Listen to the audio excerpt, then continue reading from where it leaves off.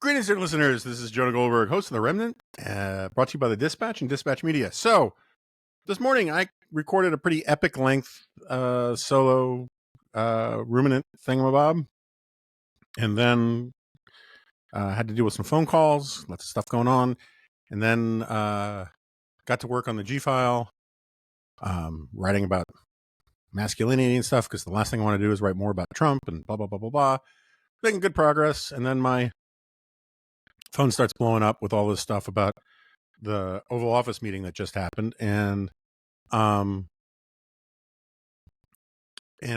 I had to catch up on that, and I did. I ended up watching the whole thing. I saw some of the news coverage and the highlights or lowlights, as it were, and then I figured I got to write about this, so I had to watch the whole C-SPAN thing from the beginning, which was pretty painful, and then Adam suggested that I maybe add something to the ruminant, and then we thought about that, and that'd be kind of weird, and where do you shove it in? So instead, bonus episode. And I know maybe the last thing you need is more cowbell, by which I mean me, after that long ruminant. So fortunately, you don't have to listen.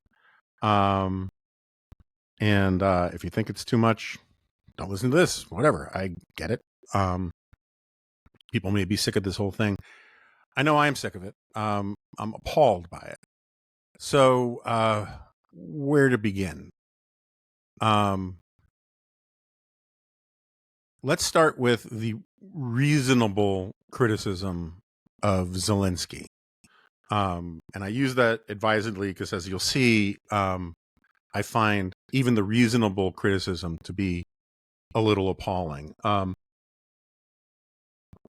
In fact, let me phrase it this way for a second. Earlier this week in the Wednesday G file, I wrote about a certain kind of smart, what I call smart conservative criticism or analysis of Trump and the Trump presidency, where it takes each episode in isolation and judges it on its individual merits. Now, that's a very Dispatchian thing in a lot of contexts, right? There are some things that Trump has done that are outrageous, and there are some things that he's done that are not outrageous, but are treated as outrageous. And there are some things that he's done that are bad, but are not quite outrageous. And you can very easily get seduced into being reflexively anti-Trump in all things where it's not warranted, or reflexively pro-Trump where it's not warranted. So trying to slow things down and parse things to their individual merits is a good way to go. My problem with that approach is that what it often ends up doing, particularly on things about the Constitution, is reducing arguments to, first of all, a sort of abstract presidency. Does the president have the power to do this? Does the president have the power to do that? And often the smart conservative take is correct. The Constitution grants the executive an enormous amount of power to do various things. So he can put unqualified people in at the head of the FBI, or the Pentagon or HHS or wherever. And so long as the Senate agrees, and the Senate being controlled by Republicans enthralled to sort of partisan loyalty, if they approve them, well, then that sucks. But that doesn't mean the president can't do these things. And so often, I think the smart conservative take is right within the four corners of the incident kind of thing, but it leaves out the broader context of why is the president doing these things? Is the president doing these things in an effort to faithfully administer the laws the Constitution requires? Or is the president doing it to staff the government with loyalists, yes men? Is he purging the Pentagon to make the Pentagon better, or is he purging the Pentagon to make it more loyal to himself? And in his mind, he might be thinking he's doing both, because he doesn't really see a distinction between being better and being loyal to him. But the smart conservative take can sometimes leave that context out, and it paints a picture of a much less nefarious Trump than I think is sometimes warranted. When you look at what he's done with DOJ, or the Eric Adams case, or getting rid of the not just the generals, but the judge advocates at all the defense branches, saying that he can do this, and getting caught up in the left's exaggerations about how he can't do it when in fact he can, leaves out the sort of more value-laden judgments and analysis of should he be doing this, or what's his end game, what's his motive. And I think motive matters. And the reason why I wanted to start that way, although I haven't put a huge amount of thought about how I was going to do this bonus episode, is that I think that there is reasonable criticisms of Zelensky in the context of this Oval Office meeting. I have friends who, very smart friends who I agree with on many things, who have criticisms along those lines. And I think their criticisms are correct as far as they go. I just don't think they go very far. So take an easy one. I think Zelensky should have worn a suit. I get a little tired. I don't want to do the whataboutism thing here, but I do get a little tired of the people who are offended by his refusal to wear a suit in the Oval Office because it's such, it's holy ground and sacred space or something like that, when they have no problem with Elon Musk doing the Musk show in a T-shirt with his kid on his shoulders or whatever. They think that's just charming and fine. Either you have that standard or you don't. Similarly, I think Zelensky probably made a mistake not having an interpreter with him and trying to do all of this in English, because it doesn't translate as well with sort of broken English. And those are very minor things. A more substantive one, which, a lot of people are focusing on, Rich Lowry, Mark Thiessen, very smart guys, friends of mine who I respect a great deal. Their basic position is, this was Zelensky's fault because he allowed himself to get baited, that he decided to get into an argument with Vance and with Trump rather than just say, thank you, Mr. President, let's go hammer out this deal and that be the end of it. I think that's fair. I just don't think it's very fair. First of all, the things that Zelensky were saying were the truth about Putin, about the history of Putin's ambitions towards Ukraine, about the fact that Putin cannot be trusted with diplomacy. We'll come back to that in a bit. That his word counts for nothing, that Ukraine needs security guarantees for any of this to work. I think all of those are accurate points. They probably should have been made in private, where they could hammer out and negotiate this stuff. And that's one of the reasons why I think this criticism is unfair. Yes, by all means, it would have been better if Zelensky hadn't taken the bait. What that leaves out is, first of all, the fact that he was baited. JD Vance clearly was baiting him and goading him. And he wasn't just goading him, he was goading Trump. And that's what really set this off.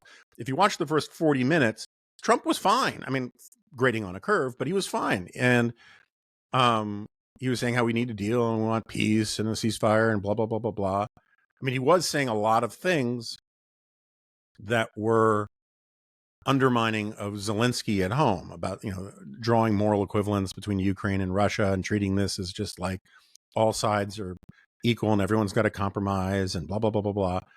And that creates real problems for Zelensky at home. He's the wartime democratically elected leader of a country whose survival is at stake. And you could see the toll it was exacting on Zelensky throughout the interview.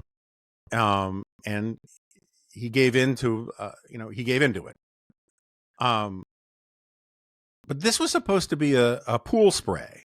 A pool spray is a term of art in Washington journalism where you have a quick photo op in the Oval Office, usually, right? Say some nice things about each other, take one or two questions, and then go move on. And it began with them constantly saying, we're going to go and we're going to hammer this out. We have our differences, but we're going to figure it out, blah, blah, blah, blah, blah.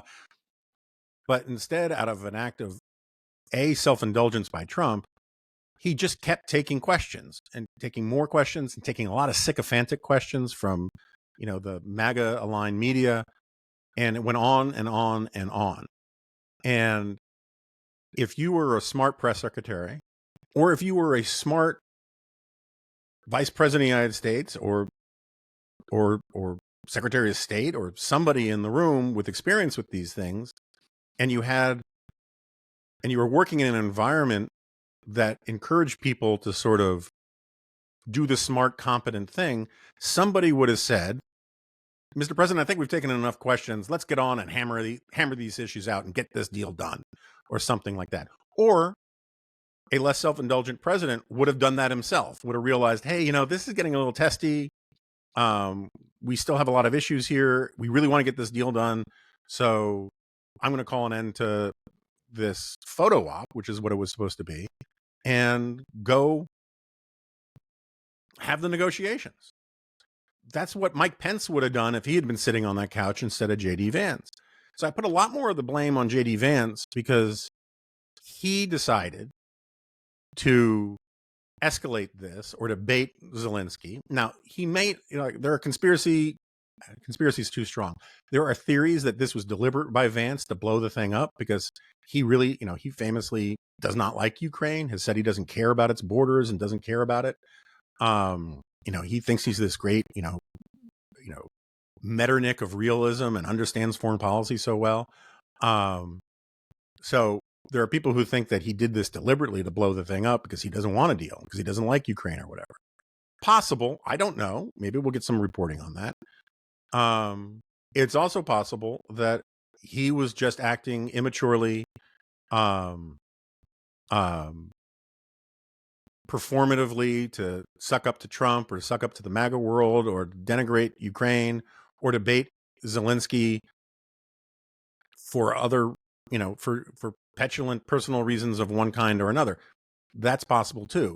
Either way, if it's an actual top priority, which they all say it is, of this administration to get a deal done and get a ceasefire agreed to, Vance shouldn't have done that, right? Vance should have said, Mr. President, this is, we clearly have a lot to work out. Let's move this thing on. He didn't do that. Instead, he decided to indulge himself, to goad Trump, and set Zelensky off. Fine to criticize Zelensky for taking the bait. Of course, nothing he said was untrue. Everything he said was utterly defensible and in the interests of his country. But it probably should have been said in, behind closed doors and not at a presser. And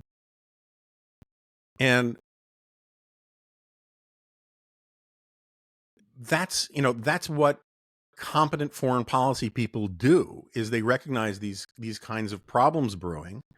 It's why pool sprays are supposed to be short. There have been lots of foreign dignitaries in the Oval Office who have very sharp views about the United States or about their interests that the president disagrees with. They don't negotiate them and hammer them out and then get into all the stuff about Hunter Biden's laptop and all of that stuff. They also don't tend to crap all over previous presidents and commitments that the United States has made in the past for performative reasons. I think the most single telling thing about the entire press conference is when Trump finished it and said, this is going to make great TV. The job of the president of the United States is not to make great TV. I'm open to the fact that the modern presidency requires, using TV a lot. But the point of making great TV is that it's supposed to be a means to an end, an instrument towards your actual policy goals, not an end in and of itself. It became an end in and of itself, which is true of so much of what Trump does, is that getting good sound bites and good clips on, Fox and OAN is the end in of itself, rather than what the actual policy objective is. If the policy objective, if he really wants to go down in history as this man of peace, he should have seen how this was going off the rails and showed some statesmanship and competence and shut down this thing. He didn't do that. And to put all of the blame on Zelensky, this war-weary guy who literally has the fate of his country in his hands. Well, literally, he has the fate of his country. He's the steward of the fate of his country. He's seen mass murder. He's seen 20,000 Ukrainian kids abducted and brainwashed into believing that they're not Ukrainian anymore, changed their names, which things he brought up. He's watched as the West has counted on Putin's word as if that matters, time and again, and watched as Putin has violated promises that he's signed. And once again, we're left in this situation where the criticism of Zelensky is just another example of saying so-and-so should have known that Donald Trump is an undisciplined toddler who cannot be relied upon to show good judgment. And so everybody else has to show better judgment and appease and adjust their actions accordingly. Again, you can make the case that given the stakes, Zelensky should have done that.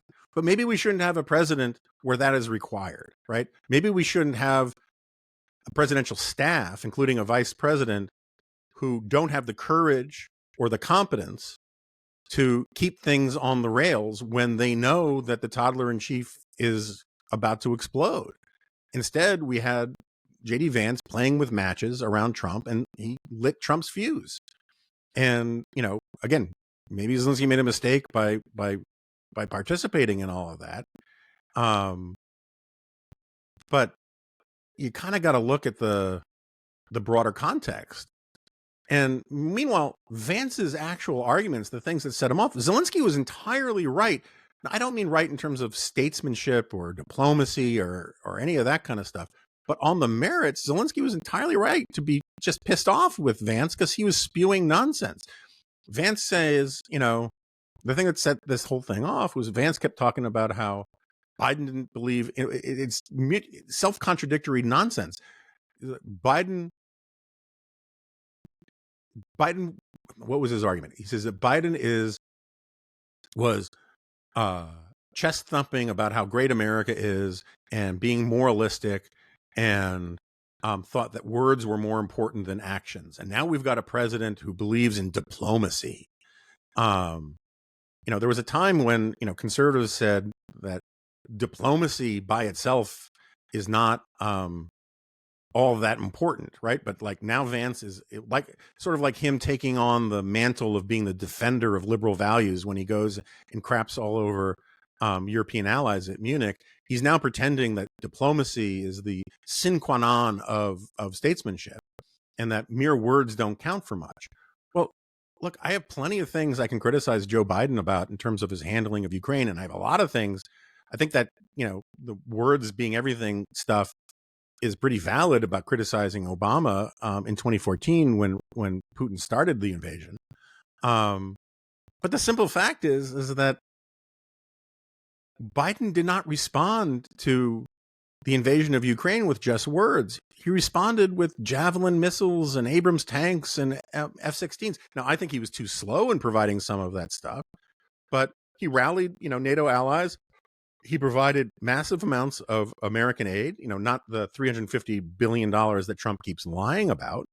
But those were actions, right? They were actual actions. It wasn't just words. Vance wants it both ways. He wants to say that actual actions don't count, but Trump's words and Putin's word should be taken as sacrosanct. Trump kept saying, I don't want to talk about security guarantees, and the reason why Zelensky wants to talk about security guarantees is because he actually has lived experience with this just words approach, which Trump is essentially pursuing. He thinks that if he can get Putin to sign a deal, that's good enough. And, and Trump, I think, sincerely believes that if he can get Putin to sign a deal, Putin will honor that deal while Trump is in office. And that might actually be true. And that's a perfectly fine point as far as it goes. The problem is that Zelensky needs to protect Ukraine beyond the term of Trump's presidency. He needs to protect Ukraine in perpetuity. and mere paper promises, which Vance thinks when they come from Trump are oak, but when they come from anybody else, when they come from America in any other context, they're sort of silly and shouldn't be honored. Um, uh, Zelensky has to ask the perfectly legitimate question, which he raised a bunch of times in this meeting. What happens long term? Putin has made it pretty clear he wants the Baltics. Pretty clear that, if he could get away with it, he wants Poland. He wants to reconstitute, the Soviet Empire. Putin's not, shy about making that argument. And he wants Ukraine. He doesn't recognize Ukraine as a legitimate country. He doesn't recognize Ukraine as a legitimate nationality. And he's been open and sincere about this, and he's put actions behind it by invading the country and raping women and having mass executions and torturing people and stealing children. And so Zelensky's position is, we need more. We need something more concrete than just words, and we need it to be a more lasting framework and infrastructure than just while Trump is in office. Trump doesn't care about what happens to America after he leaves office. Vance, I don't know what exactly he cares about, but I think his behavior today was outrageous and as one friend of mine put it, demonic. And again, I don't know if he intentionally blew this thing up or if he was just so reckless and incompetent and self-indulgent that he just behaved stupidly and helped to blow it up. But if I'm going to assign sympathy to various characters, I'm going to have the bulk of my sympathy for the war-weary president of a democratic country fighting off a vicious invader than I am for this performative clown show. And so the whole thing was just horribly embarrassing. And the last thing I'll say is that, and I read about this in the G-File, but you have to look at the broader context. The Trump administration's attitude towards Ukraine has been dishonorable. And it's not just Ukraine, towards NATO, towards our allies in general, towards Canada and Mexico. The rhetoric of this administration has basically said, we don't care about this leader of the free world stuff anymore. We don't care, as Vance likes to say, the whole idea of good guys and bad guys when applied to foreign policy is silly. And I want to be clear. I think you can take the good guys and bad guys stuff too far. Too much moralism, like too much of anything in foreign policy, can be self-defeating. But the world is divided up between good guys and bad guys a lot of the time. Putin is a bad guy. Russia is a bad actor. Ukraine is the victim here. Ukraine are the good guys. And the Trump administration has crapped all over that. And, the other day Donald Trump said, we're going to get our money back from Ukraine. Again, not the $350 billion. He was talking about $350 billion, which is a garbage made up number that even Emmanuel Macron could not stomach listening to Trump talking that way. But he says, we're going to get our money back plus, which is a clever way, or if you want to call it clever way of saying we're going to make a profit off of this. We're going to make a profit off the fact that this country that we have made assurances to help them, since we talked them out of, we talked them into giving up their nuclear weapons in the Budapest Memorandum in the 1990s. We have told them that we are going to try to get their back and protect them for 30 years. And those assurances weren't enough. And now we're not saying we're sorry those assurances weren't enough. We're not saying, well, we meant well, and we side with people fighting for their freedom over tyrannical oppressors. We're saying, well, if we can make a profit off of your misfortune, that's putting America first. And that is fundamentally dishonorable. It is an overturning of what America has stood for a long time on the world stage. And it's all for the greater glory and self-aggrandizement of one vain president and his enablers who want to leech off his popularity in a party that is suffering from a cult of personality. So I find the whole thing disgusting. I've never in my career, with the brief exception, maybe I wasn't really writing back then, when we betrayed the Kurds after the first Gulf War, that was dishonorable and tragic.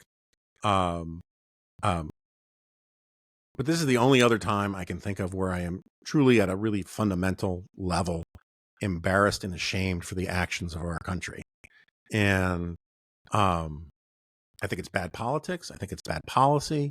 And I think it's morally shameful. So congratulations on this bonus episode of The Remnant, but that's where I come down.